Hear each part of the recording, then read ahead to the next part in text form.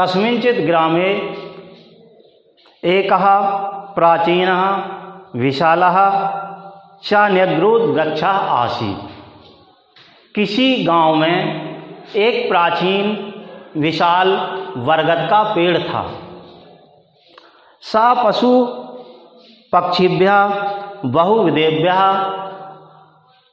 जीव जंतुभ्यः मनुष्येभ्यः अति उपकारकः आसीत्। वह बरगद का पेड़ पशु पक्षियों के लिए, अनेक प्रकार से जीव जंतुओं के लिए, मनुष्यों के लिए अत्यधिक उपकारी था। पथिका तस्य वृक्षस्य छायायां पाथेयं भक्षित्वा मार्गायासं परिहरन्ति स्म। राहगीर उस वृक्ष की छाया में मार्ग का जो है नाश्ता उस पेड़ के नीचे करके विश्राम करके आगे जाते थे। पशुआ छायार्थम वृक्षमेवं आश्रयन्ति स्म, और पशु भी उस वृक्ष की छाया में आश्रय लेते थे। पक्षिणा तस्य शाखासु नीडानि वृक्ष वसन्ति स्म, और पक्षी उस वृक्ष की शाखा में घोंसले बना करके निवास करते थे। सर्पाश्च तत्रेषु वाल्मीकेषु वासं कुर्वन्ति स्म, और सांप भी उस वृक्ष के बिल में निवास करता था। सा एव वृक्षः सर्वप्रिया सर्वहिता सर्वापेक्षिता च आसीत्, इसलिए यह वृक्ष सबके लिए हितैषी था और सबके लिए प्रिय भी था। तस्य निरग्रोध वृक्षस्य शाखायां एका काकः बहुकालात् वसन्नातीत्। उस वृक्ष की शाखा पर एक कौआ बहुत लंबे समय से निवास करता था। कस्मिंचित् दिने सा वायस किमपि स्मरन् इतस्ततः दृष्ट्वा एवं उच्चे अरटत हे बन्ध्वा श्रूयतां मे वचः अहम अस्मिन् वृक्षे चिरात् वसामि। किसी दिन वह कौआ कुछ स्मरण करता हुआ इधर उधर देखता हुआ और जोर से आवाज़ करने लगा कि हे बंधु सुनो, मेरी वाणी को सुनो, मैं इस वृक्ष पर बहुत लंबे समय से रह रहा हूँ। अतः अस्योपरि ममेव अधिकारः वर्तते, इसलिए इस पर मेरा अधिकार है। अयम मदीया वृक्षा इति, यह वृक्ष मेरा है।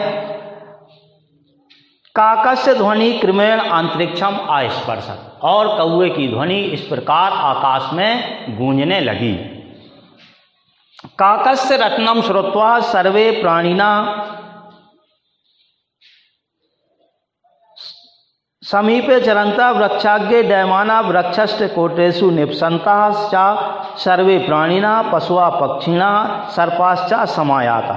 इस प्रकार कौए की आवाज़ को सुन करके वृक्ष पर निवास करने वाले सभी प्राणी, पशु पक्षी, सांप आदि सभी यहाँ पर एकत्रित हुए। तेषां मध्ये प्रथम सर्पम फटाठोपम कुर्वन् न्यगदत्। सबसे पहले सांप ने अपना गुस्सा प्रकट करते हुए यह फन फुला करके उसने कहा, पितृ पितृ महानाम कालादपि अहम अत्रैव निपसामि अतोयम वृक्षा ममेव एव इति, कि मैं अपने पूर्वजों के साथ या पिता में और पिता के पहले से यहाँ पर रह रहा हूँ, इसलिए इस पर मेरा अधिकार है। ततः शाखा शाखांतरम चक्रम एका कीटा प्रत्यब्दत। इसके पश्चात शाखाओं से चक्कर काटता हुआ एक कीड़ा वहाँ पर आया और उसने कहा, अहम बहुवर्षेभ्य अत्रैव उषितवान अस्मि अतोयम वृक्षा ममेव। उसी तरह से उसने भी कहा कि मैं भी यहाँ पर बहुत समय से रह रहा हूँ, इसलिए इस पर मेरा अधिकार है।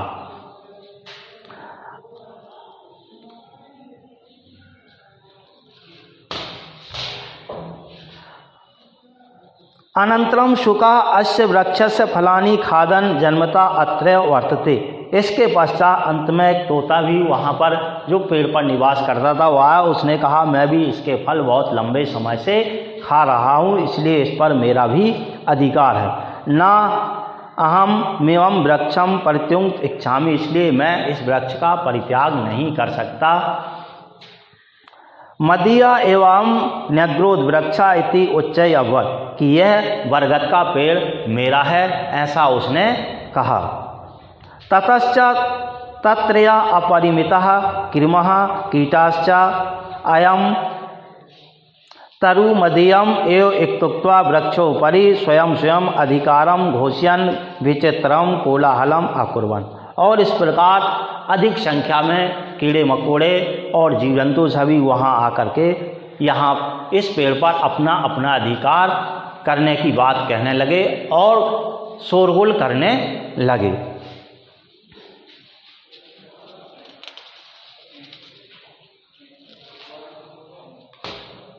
अत्रांतरे कश्चित अजापुत्रा तत्रागता, इसके पश्चात वहाँ एक बकरी का बच्चा आया। सो अपि तस्य तरो पत्राणि खादन नदन्ति स्म, वह भी उस वृक्ष के पत्तों को खाने के लिए वहाँ पर आता था। तम दृष्ट्वा सर्वे प्राणिना न्याय निर्णयम कर्तुम तम प्रार्थम, बकरी के बच्चे को देख करके सभी प्राणियों ने उसे न्याय और निर्णय करने के लिए कहा। सर्वेषां वचनानि श्रुत्वा सा अजापुत्रा अवदत्, उन सभी के वचनों को सुनकर के बकरी के बच्चे ने कहा अस्तु मया समेषां समस्या समाकर्णिता, मैं तुम सभी की समस्या का समाधान करूँगा। इदानीं मम वचनानि इयं श्रुत, इसलिए तुम सभी मेरे वचनों को सुनो।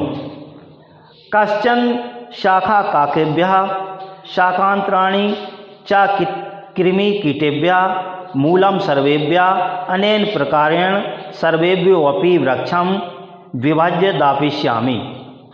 तो उसने कहा कुछ शाखा कौओं के लिए, कुछ शाखा कीड़े मकोड़ों के लिए, मूल सभी के लिए, और इस प्रकार इस वृक्ष का विभाजन कर दिया जाएगा।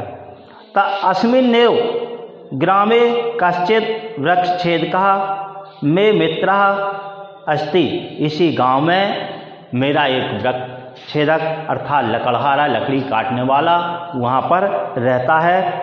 अहम आवाहयामि इमं वृक्षम खंडसा कर्तुम इति, मैं उसे बुलाऊंगा और वह इसके टुकड़े करके सभी को विभाजित कर देगा।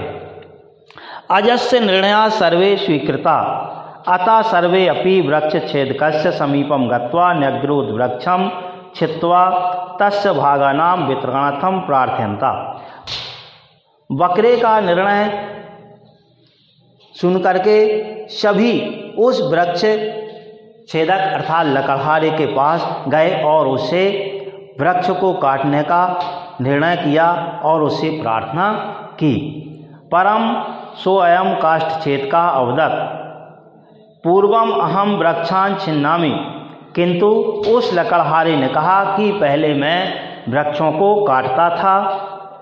अधुना तादृशे कुत्से कार्याणि न व्यापार्याणि, अब मैं ऐसा कार्य नहीं करता, अर्थात अब मैं वृक्षों को नहीं काटता। वृक्षानाम छेदनम महत् पापम अस्ति, वृक्षों को काटना महान पाप है।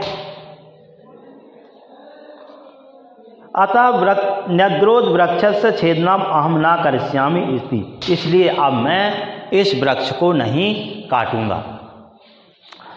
तथापि सर्वे प्राणिना तम वृक्षम छेतुम तदा निर्बंधम अकुर्वन् तदा साधीमान इदमा अस्तु तर्हि प्रथम मे वचशृणुत एवं सर्वे अपि अनेन वृक्षेण उपकृता एव, कि तुम्हारे ऊपर वृक्ष का कितना उपकार है तुमने अभी इसे जाना नहीं है। वृक्षस्य उपकारम स्वीकृत्य युष्माभि का प्रत्युपकारा करता, वृक्ष ने जो तुम्हारे ऊपर उपकार किया है क्या तुमने उसका कोई उपकार किया है। युष्माकम मध्य का वृक्षस्य जल सेचनम करो, तुम्हारे बीच में से किसी ने क्या उसे पानी दिया है या जल से उसे सींचा है? का तस्य रक्षणम विहितवान, क्या किसी ने उसकी रक्षा की है? न कोऽपि किमपि अकरोत्, तुम सभी में से किसी ने कुछ नहीं किया। वरुण देव वृष्टिम वर्षति, वरुण देव ने वर्षा करके उसे पानी दिया। सूर्य देवम प्रकाशम प्रयच्छति, सूर्य देव ने उसे प्रकाशित किया, प्रकाश दिया। भूमाता वृक्षस्य आधारभूता अस्ति, और यह धरती उसकी आधारभूत है। वायु अनिलम ददाति, ते सर्वे वृक्षम पालयन्ति पोषयन्ति रक्षन्ति च, उन सभी ने इसका पालन पोषण और रक्षा की है। तेना कदापि मम अधिकारा वर्तते इति अवदत्, वे एक कदापि नहीं कहते कि इस पर मेरा अधिकार है। ते सर्वे परोपकारिणा, वे सभी परोपकारी हैं। परम एवं सर्वे परोपकारिणा वृक्षस्य सहाय स्वीकृत्य तमेव नास्यतुम कृत संकल्पा एवं स्वयं एव नाश्यत, परंतु तुम सभी ने इस पर कोई उपकार नहीं किया है, अपितु इसका नाश करने का संकल्प लेकर के स्वयं यहाँ पर आए हुए हो, नाश कराना चाहते हो या इसे काटवाना चाहते हो। अस्मिन् वृक्षे छिन्ने सति एवं कुत्र गमिष्यति, यदि यह वृक्ष कट जाएगा तो तुम सभी कहाँ जाओगे। सर्वमिदं श्रुत्वा पशु पक्षिणा आम, सभी ने यह सुनकर के कहा ठीक है, सत्यम सत्य है। वयम स्वकर्तव्यम विस्मृत्य अधिकारतम कोलाहलम कुर्मा, हम अपना अधिकार भुला करके और अपने कर्तव्य न करते हुए कोलाहल करने लगे। वृक्ष प्रकृति दत्त वरहा अस्ति, वृक्ष प्रकृति का वरदान है। साना कस्यापि एकस्य संपत् भवितुम अर्हति, यह किसी एक की संपत्ति नहीं हो सकते। अस्माभि सर्वे मिलित्वा वृक्षस्य संरक्षणम संवर्धनम समारोपम च कर्तव्यम, इसलिए हम सभी का कर्तव्य है कि हमें मिलकर के वृक्षों का संरक्षण करना चाहिए और अधिक से अधिक वृक्षों को लगाना चाहिए। ना तो विनाश कार्य अपितु ना उनका विनाश करना चाहिए। इति दृढ़ निश्चयम अकुर्वन्, ऐसा उन सभी ने निश्चय किया। अस्माभि मानवे अपि वृक्ष संपद वर्धनीया ननु, इसलिए हम सभी मानवों का कर्तव्य है कि हमें वृक्षों की रक्षा करना चाहिए और उस वृक्ष संपदा को बढ़ाना चाहिए।